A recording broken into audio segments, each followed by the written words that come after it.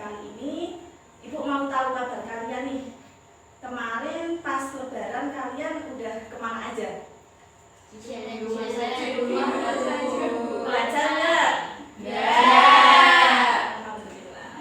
Liburan nggak mau belajar. Liburan ya libur. Ya ada apa sih, tapi kalau pas masuk kita harus langsung isi motivasi dengan semangat belajar yang baru ya, gitu ya. Nah, seperti biasa kita mulai pembelajaran kali ini dengan berdoa terlebih dahulu. Silakan salah satu buat memimpin doa. Siapa? Saya. Ya, silakan. Baik, teman-teman, untuk memulai kegiatan pembelajaran hari ini, mari kita berdoa terlebih dahulu sesuai dengan kepercayaan masing-masing. Berdoa mulai. Cukup. Terima kasih yang sudah memimpin doa. Semoga pembelajaran kita ke depan akan bermanfaat. Seperti biasa, Ibu akan obral nilai melalui presensi sebelum kita mulai ke pembelajaran ya. Udah pada belajar atau belum nih? Belum. Siapa yang udah bilang udah tapi kalau nanti nggak bisa jawab? Oke, kita mulai presensinya. Husnul Khotimah, apa yang dimaksud dengan imunitas? Aduh, apa ya, Via? Dan saya eling-eling. Apa itu iling-iling? Ayo, Ayo saya hitung sampai 5. 1. Oh iya, Bu, kemampuan tubuh untuk menahan atau menghilangkan benda asing serta sel-sel abnormal. Ya, itu. Lanjut. Erisca, sebutkan salah satu fungsi dari sistem kekebalan tubuh. Salah satu fungsi dari sistem kekebalan tubuh yaitu untuk mengenali dan menghancurkan sel-sel abnormal dalam tubuh. Contohnya yaitu sel kanker, Bu. Siska Nailil Aulia, apa itu sistem pertahanan tubuh?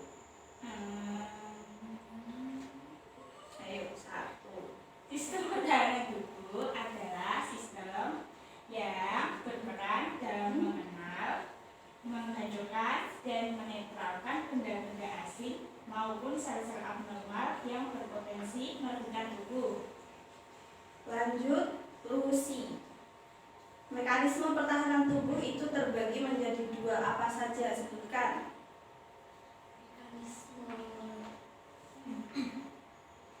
Mekanisme spesifik dan non spesifik.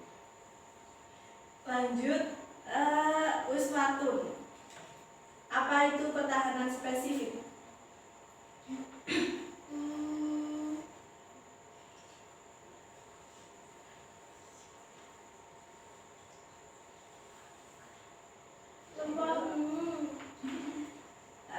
Lanjut ke Zidna. Apa itu pertahanan spesifik?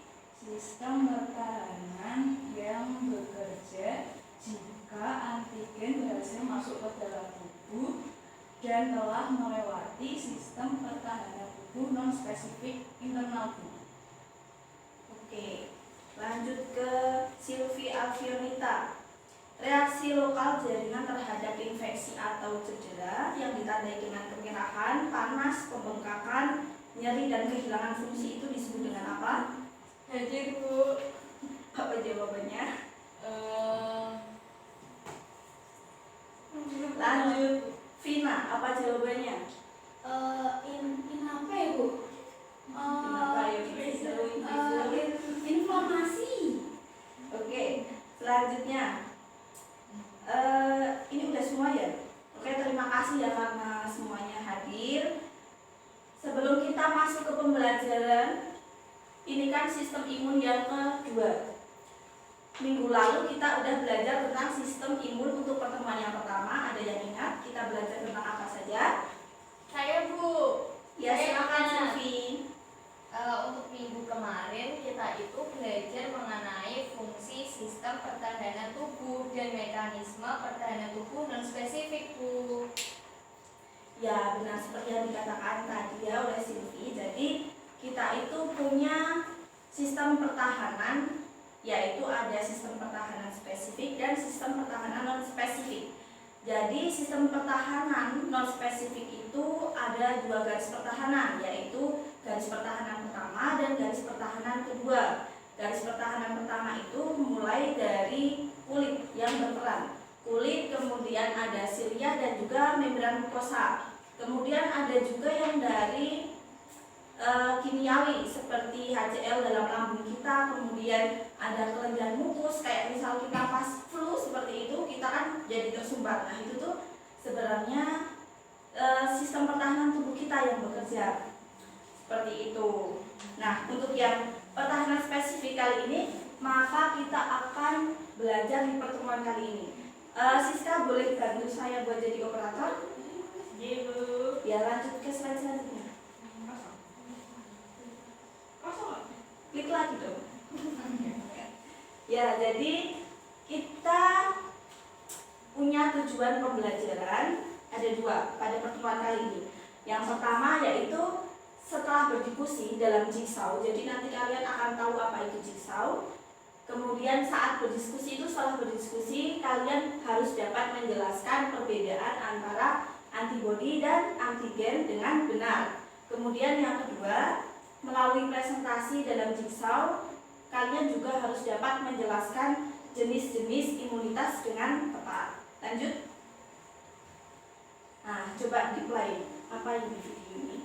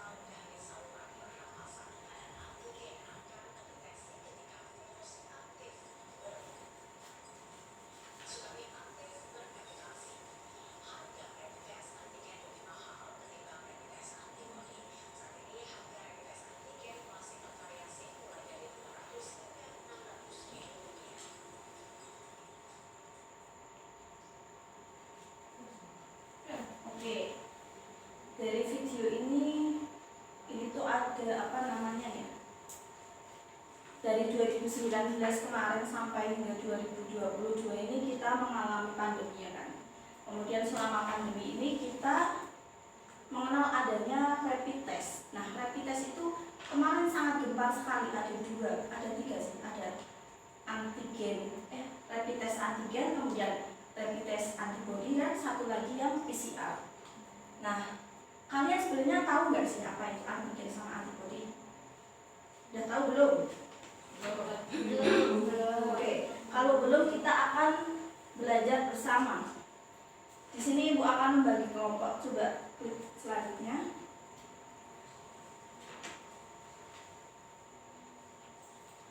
Jadi Ibu sudah membagi kelompok. Bisa enggak? Itu di slide selanjutnya itu ada pembagian kelompok. Jadi satu kelompok itu nanti ada 3 anak ya. Ini dari kelompok pertama itu ada Zitna, kemudian Lucy dan Vina. Boleh ambil ini.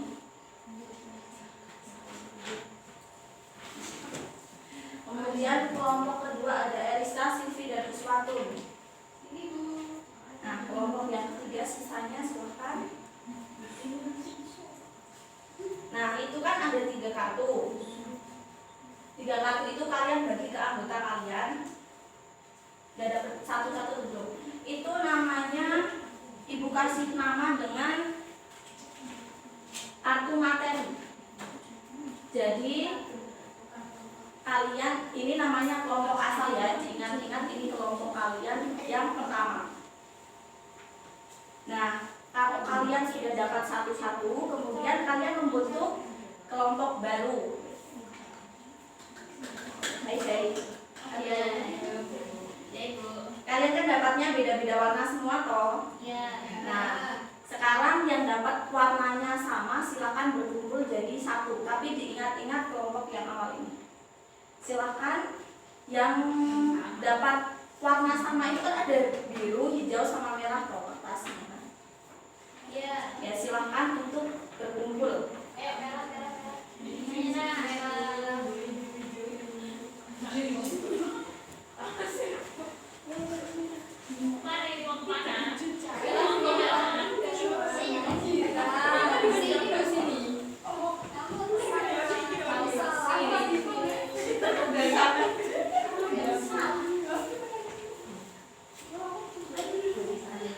Nah, silakan itu perintah dalam kartu materi itu diperhatikan, kemudian kalian pelajari.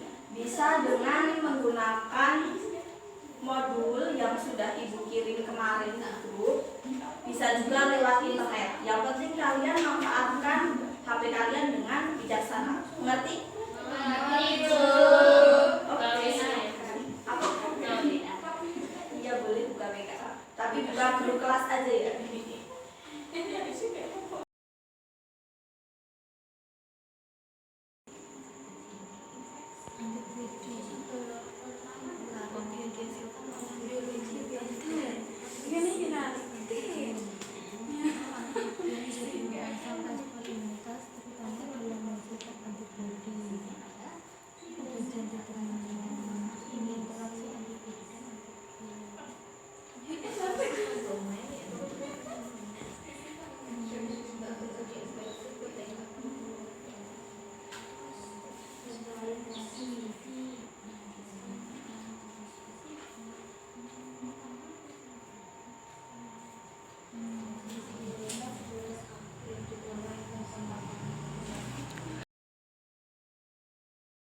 Belum diskusinya? Sudah, Bu. Oke, jadi setelah ini kan kalian sudah jadi ahli nih buat materi masing-masing. Nah, ini kan kalian namanya itu tim ahli. Jadi sekarang kalian kembali ke kelompok asal yang ini. Kemudian setelah kembali, kalian akan Ibu kasih dengan lembar diskusi lagi. Nah, kalian nanti menuliskan jawaban dari soal-soal ini di sini berdasarkan pengetahuan yang sudah kalian dapat dari kelompok yang ahli ini. Mengerti? Mengerti, Bu. Oke, silakan kembali ke kelompok asalnya. Siap, Bu.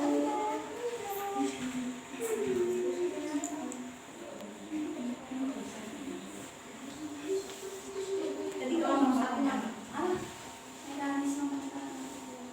Tadi kelompok satu, kelompok dua, kelompok tiga.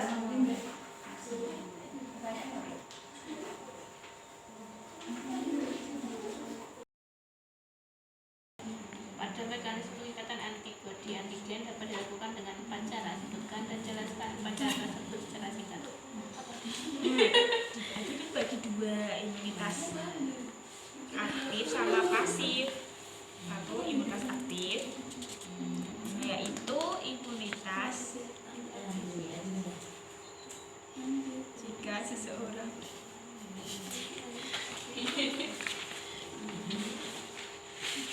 yang terkena penyakit, kemudian sistem imunitas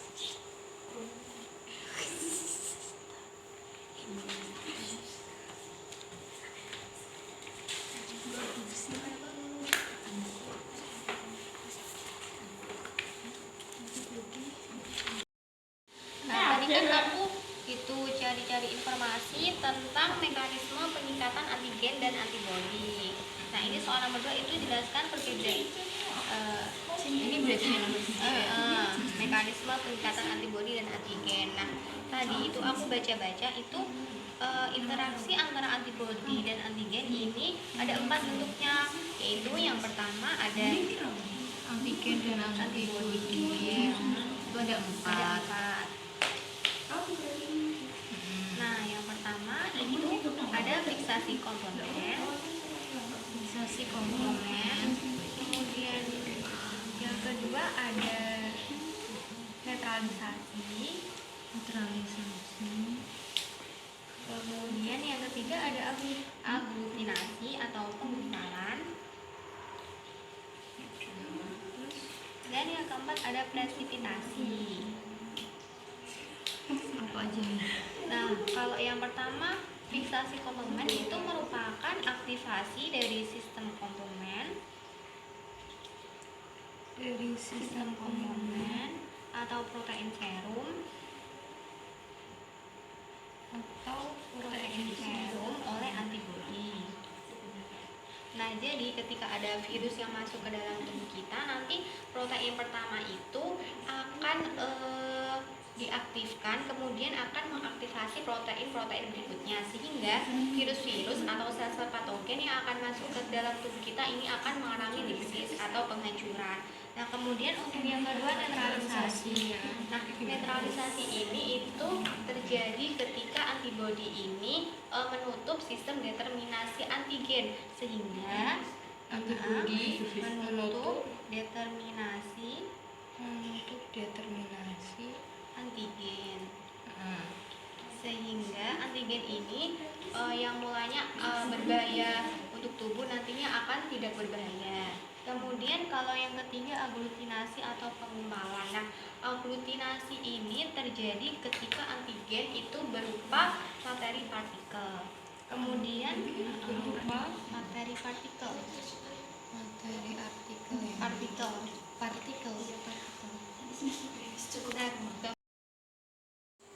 Nomor 1 kan? Jadi pertanyaan itu perbedaan antibodi dan antigen. Nah, ini aku udah dapet nih dari materi pembelajaran kalau antigen itu merupakan zat yang merangsang respon imunitas terutama dalam menghasilkan antibodi. Nah, sementara antibodi itu merupakan protein larut yang dihasilkan oleh sistem imunitas sebagai respon terhadap keberadaan antigen dan akan bereaksi dengan antigen tersebut. Nah,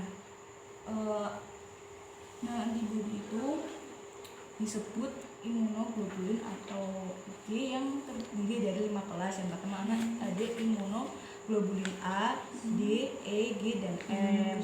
Nah, imunoglobulin A itu berfungsi untuk melawan mikroorganisme.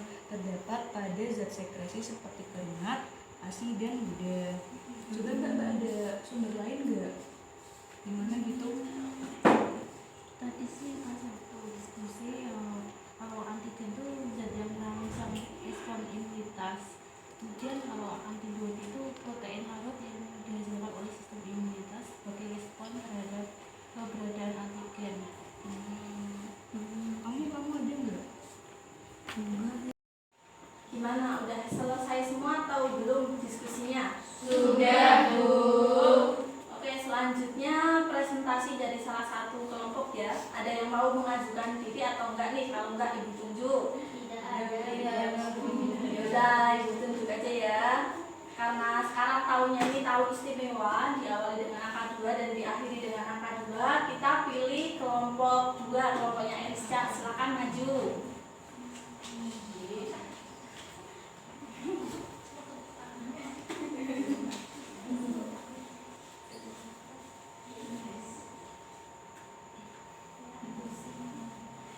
Assalamualaikum warahmatullahi wabarakatuh. Waalaikumsalam warahmatullahi wabarakatuh.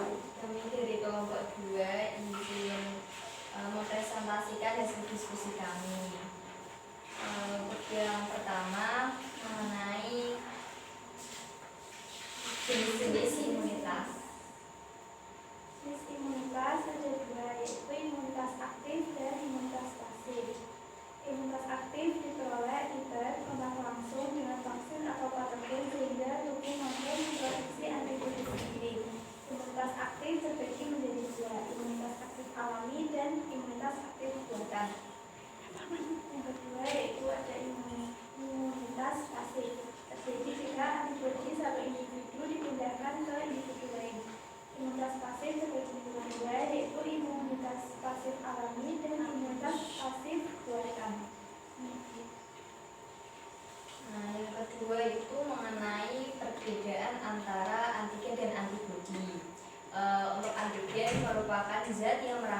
respons imunitas, terutama dalam menghasilkan antibodi.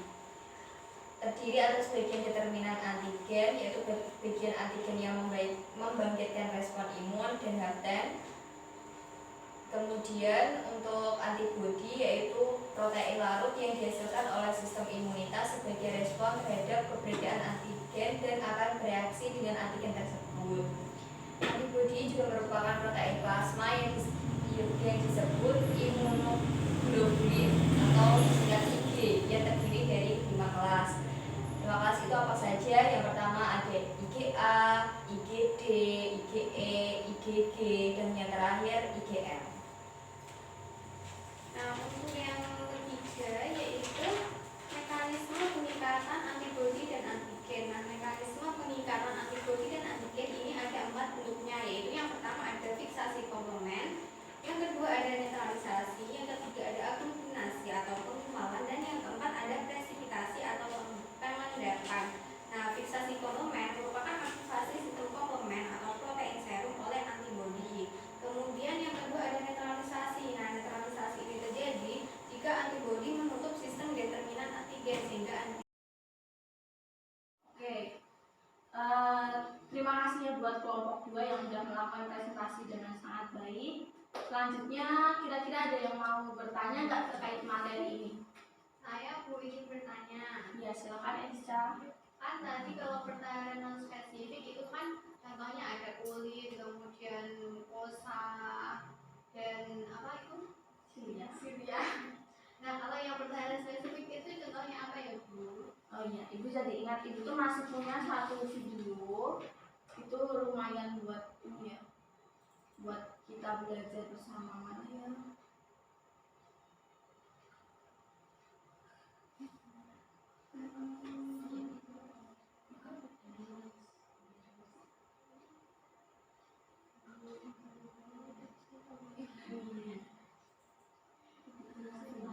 Silakan diamati. Ini bisa menjawab pertanyaan dari Elisa. Dengarkan dengan suaranya kecil. Kita semua memiliki potongan kertas tempat kerja atau bekas gigitan nyamuk yang mengganggu saat kita berada di rumah. Tetapi tidak mengabaikan dan melanjutkan ini. Bagaimana mungkin bakteri berbahaya tidak menyerang kita melalui ruang hidup kita? Tentu saja jawabannya karena kita memiliki sistem kekebalan tubuh. Untuk itu kita harus berterima kasih. Jadi, apa sebenarnya sistem kekebalan? Sistem kekebalan adalah pasukan yang tangguh yang terdiri dari sel, jaringan, dan organ yang bekerja sama untuk melindungi tubuh. Yang pertama, sel darah murni, leukosit. Leukosit beredar melalui tubuh melalui berbagai pembuluh darah kita, memastikan bahwa tidak ada pengunjung yang tidak diinginkan dapat mempengaruhi tubuh kita. Ada 2 jenis sel yang membentuk divisi leukosit, fagosit dan limfosit. Fagosit adalah sel pertama yang merespon keadaan darurat. Maka kami membunuh sendiri lidahnya saat memasak. Celah di kulit ini merupakan pintu gerbang yang sempurna bagi kuman dan bakteri berbahaya untuk memasuki tubuh. Tapi hatilah, karena ada fagosit, Anda sudah jatuh. Jika fagosit merupakan kekuatan sistem kekebalan, limfosit adalah organ di belakang. Limfosit adalah sel yang memungkinkan tubuh untuk mengingat dan mengenali musuh sebelumnya dan membantu tubuh menghancurkan mereka. Tentara sistem kekebalan unit limfosit terbuat dari 2 jenis tentara, limfosit B dan limfosit T. Limfosit B dan limfosit T, sederhananya limfosit B adalah sistem intelijen tubuh yang mencari menyerang dan mengunci mereka, sementara membiarkan limfosit T tahu bahwa mereka ada di urutan selanjutnya. Limfosit T berperang melawan sasaran penjajah. Jadi, jangan khawatir tentang bakteri atau kotoran, karena sistem kekebalanmu sudah ada di dalam tubuh. Nah, jadi dari sini kita tahu. Jadi kalau dalam sistem pertahanan yang spesifik itu yang berperan itu adalah darah putih. Jadi nanti ada yang namanya limfosit B dan limfosit T. Tapi itu kita akan pelajari di pertemuan selanjutnya. Jadi secara garis besar seenggaknya kalian udah tahu kalau darah putih kita itu sangat berperan dalam sistem pertahanan tubuh kita. Oke. Kira-kira akan ada yang mau menyampaikan kesimpulan nggak? Saya Bu mau coba kesimpulan. Ya silakan. Jadi setelah pembelajaran tadi, ya kita dapat simpulkan bahwa antigen merupakan zat yang merangsang respon imunitas, terutama dalam menghasilkan antibodi. Sedangkan kalau antibodi itu adalah protein larut yang dihasilkan oleh sistem imunitas sebagai respon terhadap keberadaan antigen dan akan bereaksi dengan antigen tersebut. Interaksi dari antibodi dan antigen itu dibagi menjadi 4. Yang pertama ada fiksasi komponen, netralisasi, aglutinasi atau penggumpalan, dan yang terakhir spesifikasi atau pengendapan. Kemudian kita juga mempelajari fungsi imunitas yang dibagi menjadi 2. Yang pertama imunitas aktif yang diperoleh akibat kontak langsung dengan toksin atau patogen sehingga tubuh mampu memproduksi antibodi sendiri. Sedangkan yang kedua imunisasi pasif itu jadi jika antibodi satu individu dipindahkan ke individu lain. Oke, jadi yang dikatakan oleh Silvi tadi sudah semuanya benar, jadi tidak perlu Ibu sampaikan ulang karena sepertinya Ibu amati tadi saat diskusi juga kalian sudah memahami dengan baik melalui dari tim ahli kemudian menjelaskan ke tim aslamnya. Jadi ini ada post test, tapi karena waktunya sudah tidak cukup, jadi akan Ibu share saja link ini ke kalian dan maksimal kalian mengerjakan sampai jam 7 malam nanti ya. Kemudian ini ada satu tugas buat kalian. Nanti kalian melakukan observasi ke posyandu, ke klinik, ke puskesmas yang ada di sekitar itu untuk mendata dan menjadikan tabel jenis-jenis imunisasi baik itu aktif dan maupun pasif. Kemudian dikumpulkan ke email Ibu yaitu fairunisa.pdrs@gmail.com dengan format itu kelas, kemudian underscore nomor absen, underscore nama. Maksimal tanggal 16 Juni 2022 pukul 12 malam. Mengerti ya? Mengerti. Oke, terima kasih untuk pembelajaran kita hari ini. Semoga dapat bermanfaat untuk kehidupan kita di sehari-hari ya. Amin. Untuk mengakhiri kegiatan hari ini, silakan tadi yang memimpin doa di awal untuk menutup juga dengan doa. Ada tiga tempat. Berpindah. Marilah teman-teman kita akhiri pelajaran pada pagi hari ini dengan membaca hamdalah bersama-sama. Alhamdulillahirabbil alamin. Oke, sekian dari Ibu. Mohon maaf jika Ibu masih salah-salah dalam menyampaikan maupun tidak memberikan pengajaran yang maksimal. Tapi kita di sini sama-sama belajar. Jadi kalau ada pertanyaan nanti disampaikan ke Ibu. Kalau Ibu belum bisa menjawab nanti jadi hutang buat Ibu ke kalian ya. Oke, sekian dari Ibu. Nanti mohon ada yang membantu Ibu buat beres-beres ini semuanya. Terima kasih. Wassalamualaikum warahmatullahi wabarakatuh. Waalaikumsalam warahmatullahi wabarakatuh.